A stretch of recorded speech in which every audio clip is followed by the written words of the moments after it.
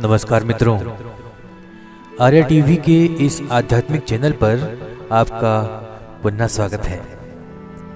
पिछले एपिसोड में हमने मनोबोध अर्थात मनाचे श्लोक के 13वें श्लोक का विवेचन सुना। आज हम 14वें श्लोक का विवेचन सुनेंगे। तो आइए शुरू करते हैं आज का एपिसोड। आज का श्लोक इस प्रकार है।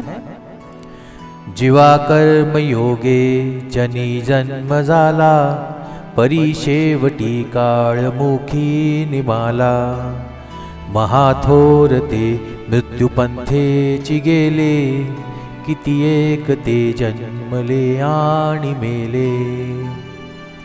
मराठी भावार्थ सुनते हैं। पूर्व जन्मीच्या कर्माप्रमाणे मनुष्यास जन्म मिळतो, परंतु शेवटी तो मृत्यूच्या मुखात जातो। जगात मोठमोठे महापुरुष होऊन गेले, पण ते सर्व मृत्यूच्या मार्गानेच परत गेले। आजपर्यंत अगणित लोक जन्मले आणि मरून गेले। हिंदी भावार्थ सुनते हैं। व्यक्ति का जन्म पूर्व जन्म के कर्मों के अनुसार होता है, लेकिन अंत में उसकी मृत्यु हो जाती है।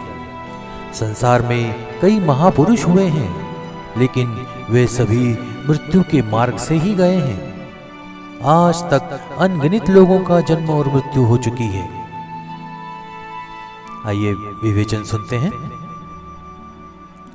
कोई भी जीवन जन्म और मृत्यु से जुड़ा होता है। चार्वाक समझते हैं व्यक्ति मर गया यानी सब समाप्त हो गया। मृत्यु के बाद आत्मा कब्र में ही रहती है। और फिर कुछ लोग कहते हैं कि कभी कभी अंतिम दिन वह अपने पापों का परिणाम भुगतने के लिए नरक में जाएगा, या अंतिम दिन अपने पापों का परिणाम भुगतने के लिए स्वर्ग जाएगा। हिंदू धर्म जन्म और मृत्यु के चक्र में विश्वास करता है। प्रत्येक जीवन में पिछले जन्म और पुनर्जन्म शामिल होते हैं, और इसकी प्रकृति व्यक्ति के कर्म से निर्धारित होती है। यही कारण है कि वह कर्म की योग्यता परखी जाती है। जो जन्म लेते हैं वे नियम से मर भी जाते हैं। मारुनी मरुणा अमर हो गया, ऐसा कहना केवल वाक चातुर्य है, शब्दार्थ है। एक महान व्यक्ति मृत्यु से नहीं चूका। प्रत्येक व्यक्ति का सांसारिक जीवन किसी न किसी बिंदु पर समाप्त हो जाता है। मृत्यु को मारने का अर्थ है या तो मुक्त हो जाना या सत्कीर्ति के रूप में कायम रहना। यह जन्म के बाद मृत्यु को नहीं रोकता है। इसका अनुभव हर किसी को करना होगा। यहाँ तक कि सर्वश्रेष्ठ अवतार भी इस नियम का अपवाद नहीं है। मृत्यु से कोई नहीं बचता, कोई भी उसे टाल नहीं सका। जो लोग सचमुच महान होते हैं वे अपना काम खत्म होते ही उसे बुला लेते हैं, या जब भी वे आते हैं तो खुशी से उनका स्वागत करते हैं। इसकी व्याख्या केवल इस रूप में की जा सकती है कि मृत्यु से डरना नहीं, बल्कि मृत्यु के साथ जीना है। क्योंकि पीर मरे, पैगंबर मरे, मर गए जिंदा जोगी। अंततः सत्य केवल यही है। द्वैत से या अद्वैत से भरे इस दृश्यमान जगत में हर जीवन लुप्त होने से नहीं चूका और चूक सकता भी नहीं। उसे महिमा मंडित करने के लिए मृत्यु का नाम देना नहीं चाहिए। कहना चाहिए कि कैलाशवासी हो गए हैं या भगवान की आज्ञा हो गई है। लेकिन इस सब का अर्थ वही है। समर्थ जी ने दासबोध में एक अलग समास लिखा है जो मृत्यु की अनिवार्यता की बात करता है।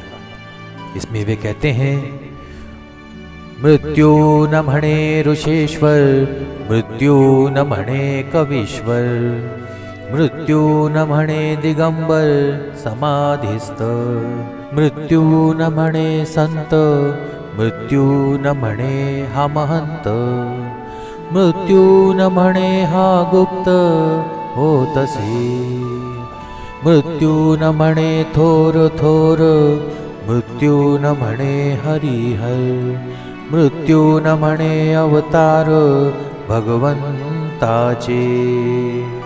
सुनने में चमत्कारी लगता है, अनचाहा लगता है, कभी कभी आस्था को, आत्मा को झटका भी लगता है।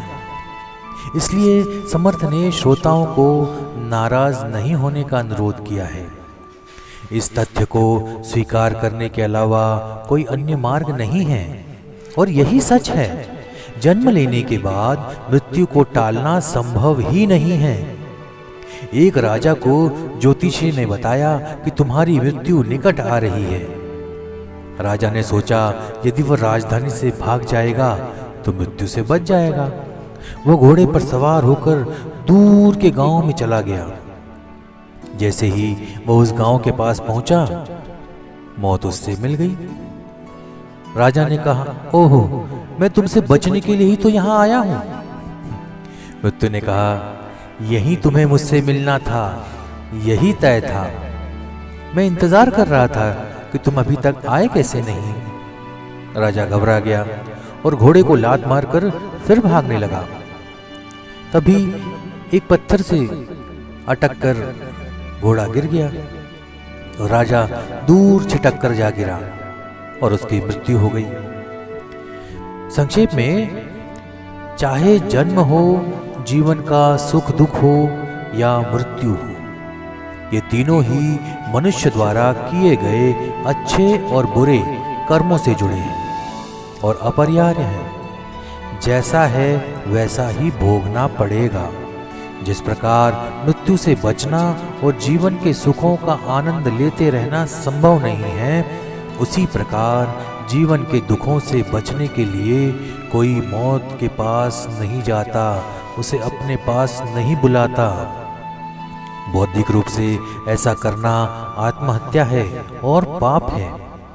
जेलों से भागना और फांसी पर लटकाए गए कैदी द्वारा आत्महत्या करना अपराध है, वैसे ही आत्महत्या करना भी।